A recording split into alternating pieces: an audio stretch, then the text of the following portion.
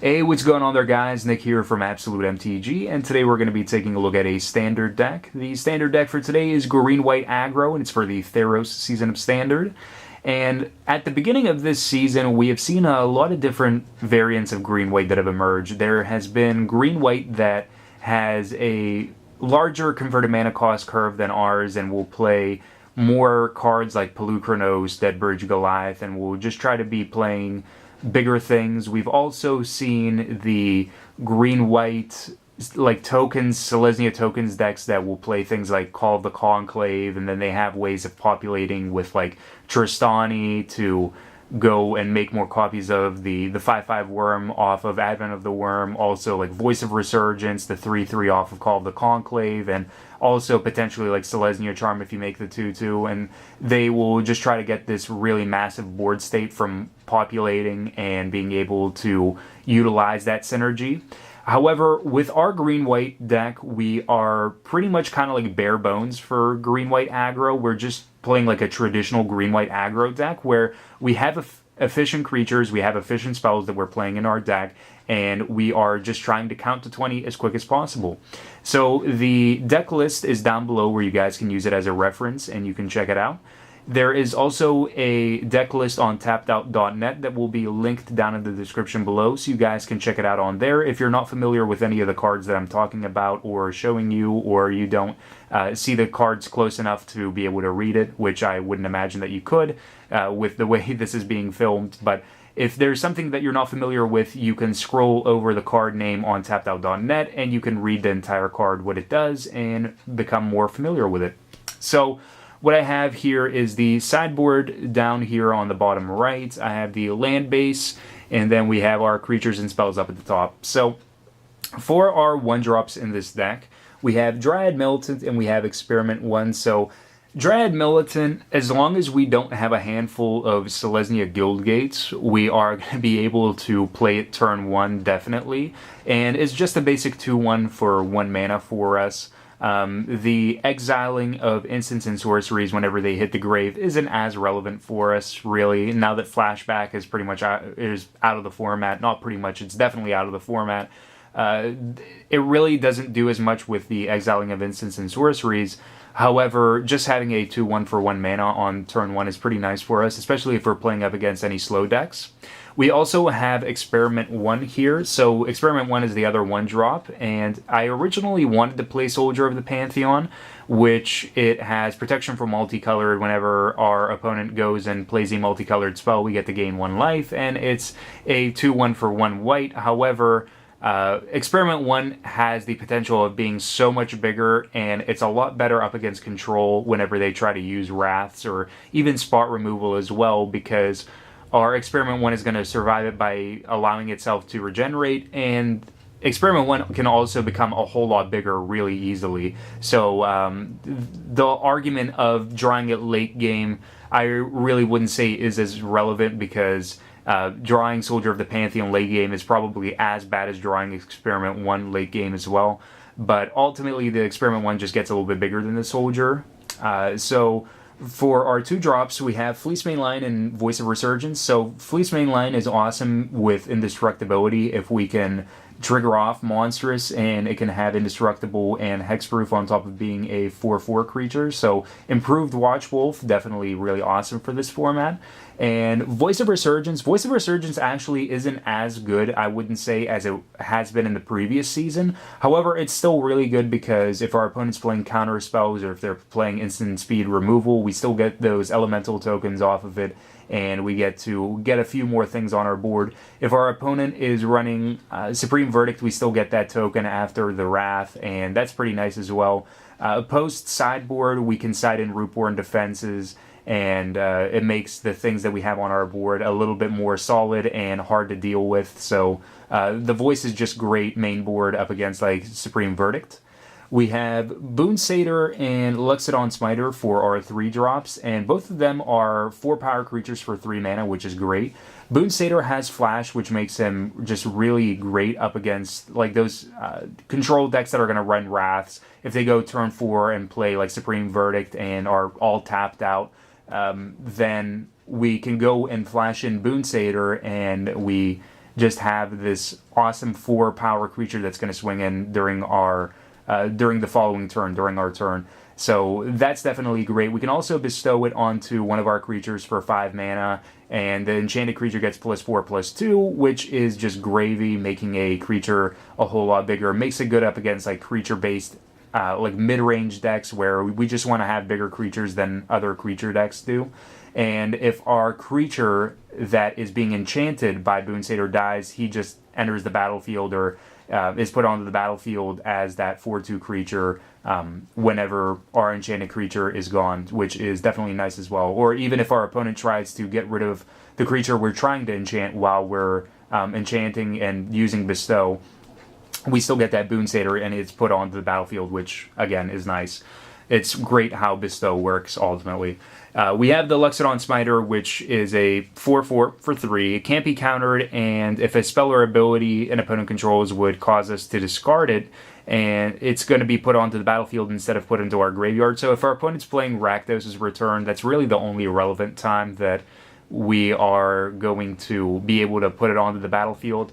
Also, like in the rare occasion where our opponent plays Thoughtseize and all we have are like lands and Loxodon Smiters, we gain a little bit of value, or a lot of bit of value from that as well. But Rakdos' Return is really the only way that we're going to be able to just kind of cheat it out on the board with that discard. But 4/4 for 3 can't be countered, makes it great up against counter magic or like tempo decks or anything like that. We have Selesnya Charm for our first non-creature spell. So Selesnya Charm, the biggest thing with Selesnya Charm is that it allows us to exile a creature with power 5 or greater, which is amazing whenever you're able to exile things like Obsidian.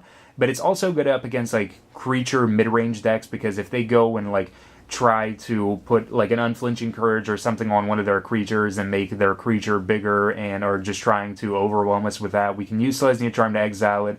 It's also good for those creature mid-range decks where we get rid of their Pelucranos and we get rid of other big creatures that they have, maybe like Arbor Colossus as well if they're playing it. So it gets rid of any of those big creatures that our opponents have. It also gives us a 2/2, which can help us manipulate the way that Far and Away is going to work against us. So if our opponent plays Far and Away and we have 2 creatures and they bounce like a token or something that we have and are expecting to have us sack the other creature, we can play Selesnya Charm, make a 2/2, and we can sack the 2/2 for the away part of the card, which is just nice. So we get to save one of our creatures.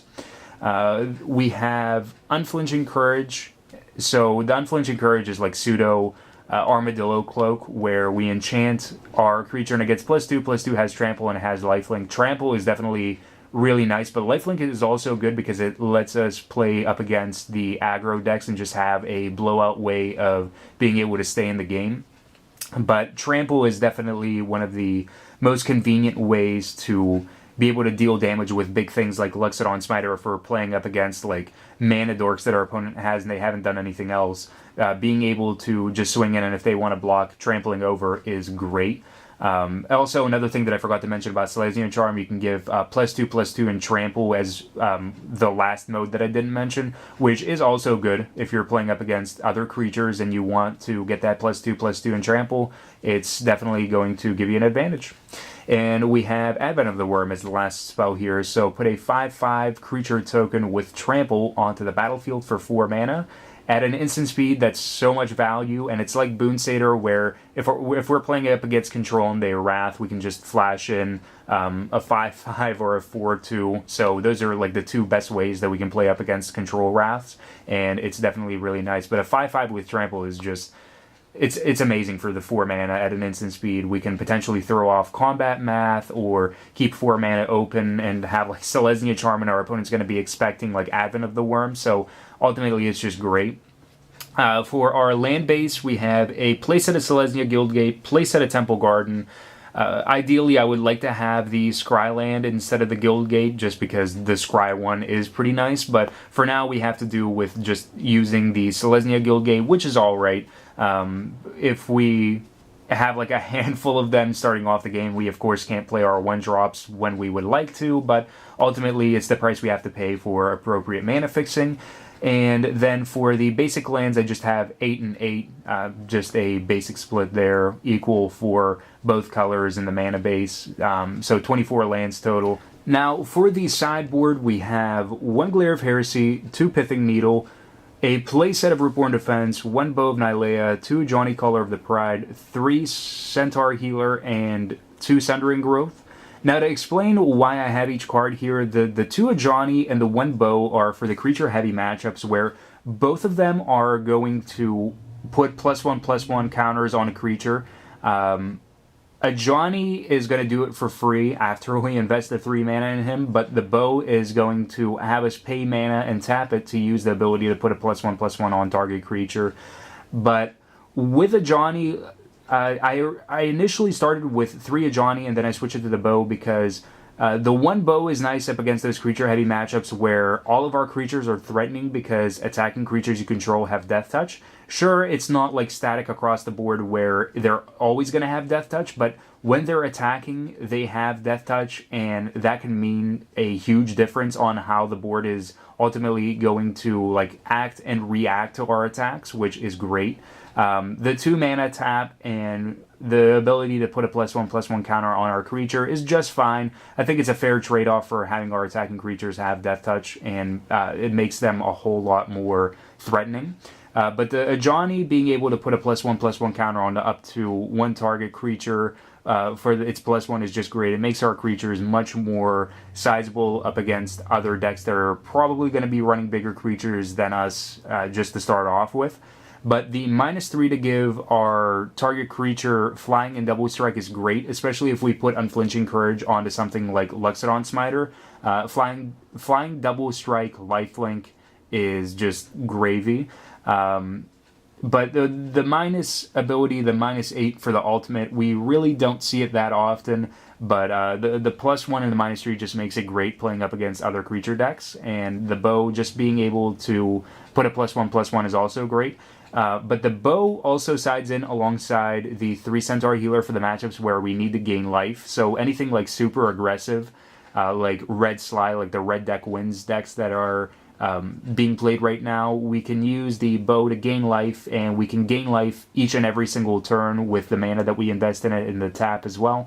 But the Centaur Healer, 3/3 for 3 creature, we gain 3 life. We don't have the degenerate Restoration Angel Thragtusk combo that we can utilize in this deck, but Centaur Healer is just great, being able to gain back 3 life and get a 3/3 creature out of it as well. The 1 Glare of Heresy is here for matchups like Control, where our opponent's going to be playing things like Elspeth, they're going to be playing Detention Spheres as well, and we can go and we can exile those permanents. It's also good up against like White Weenie, where they're going to be playing like Spear of Heliod. We can exile their Spear, and we can leave them without that glorious anthem. Glare of Heresy is also good up against like Naya or Green-White Midrange, where we get to exile things like their Loxodon Smiters that they may have. We can exile like Voice of Resurgence if it's really necessary or relevant and whatnot. Especially if they put Unflinching Courage on a white creature, we can go and we can exile that white creature. But the biggest thing with Glare is just that we have it up against like Elspeths and Detention Spheres and any other white permanents that may become a nuisance. The White Weenie decks will also sometimes run Ajani, Caller of the Pride, so aside from their glorious anthem, we can exile their Ajani as well, so that's great. I have the 2 Sundering Growth to be able to get rid of like Whip of Erebos. It's also good for getting rid of Detention Sphere, but if our opponent happens to have like any good enchantments or artifacts that they're going to be playing, we can side into Sundering Growth, and being able to populate is also nice if we end up being in the situation where it's relevant. We aren't going to go out of our way to make it relevant every single time, but if it happens, it's definitely great. I have the 2 Pithing Needle to be able to combat things like Aetherling, Whip of Erebos for the 4 mana tap to bring back a creature onto the battlefield. Pithing Needle is also good for planeswalkers that would be annoying. Things like Jace Architect of Thought, Ashiok are both annoying. Elspeth is also fairly annoying as well with the Wrath for creatures with power 4 or greater as well. So the Pithing Needle can lock those things out, at least temporarily, if not permanently. And then we have the Rootborn Defense, which is the last card in the sideboard that we haven't talked about yet, which Rootborn Defense is basically for the Wraths. It's for like control-based decks that are going to be running like Supreme Verdict.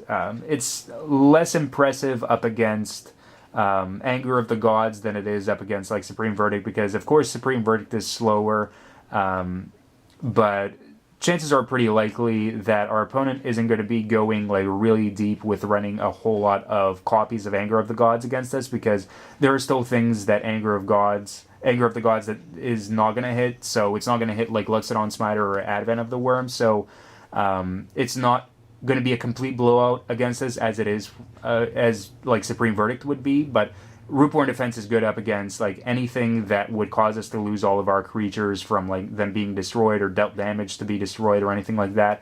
It gives them indestructible, and it also lets us populate, which may or may not be irrelevant, but if it is relevant, it gives us a little bit more to work with in the following turn, which is definitely nice.